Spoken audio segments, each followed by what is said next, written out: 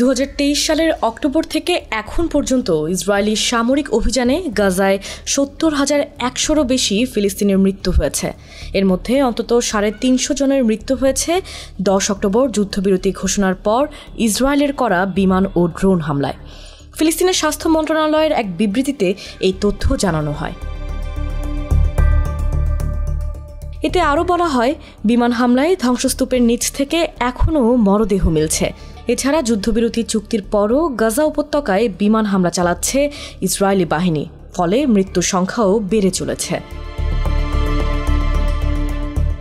মৃত্যুর এই সংখ্যা সঠিক নয় বলে দাবি ইসরায়েল ডিফেন্স ফোর্স IDF-এর। 2023 সালের অক্টোবরে হামলা শুরুর পর থেকে প্রতি মাসে পৃথক পরিসংখ্যান প্রকাশ করছে IDF-ও। দুই পক্ষের প্রকাশিত পরিসংখ্যানের মধ্যে বড় ধরনের অমিল রয়েছে। আর তথ্য সংগ্রহে বিভিন্ন আন্তর্জাতিক সংবাদ সংস্থার প্রতিনিধিরা গাজায় প্রবেশের চেষ্টা করলেও বাধা হয়ে দাঁড়ায় ইসরায়েলি বাহিনী।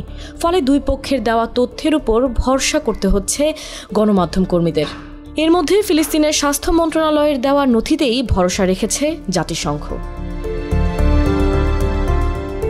এদিকে 29 নভেম্বর ইয়েলো লাইনের কাছেই ইসরায়েলি ড্রোন হামলায় আপন দুই ভাইয়ের মৃত্যু হয়েছে বলে জানায় হামাস।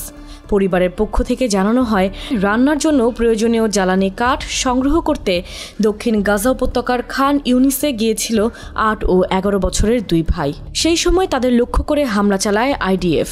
আর সংস্থাটির দাবি, ইয়েলো লাইন অতিক্রমের চেষ্টা করেছিল দুই সন্দেহভাজন। সে সময় তাদের থামাতে গুলি চালানো হয়।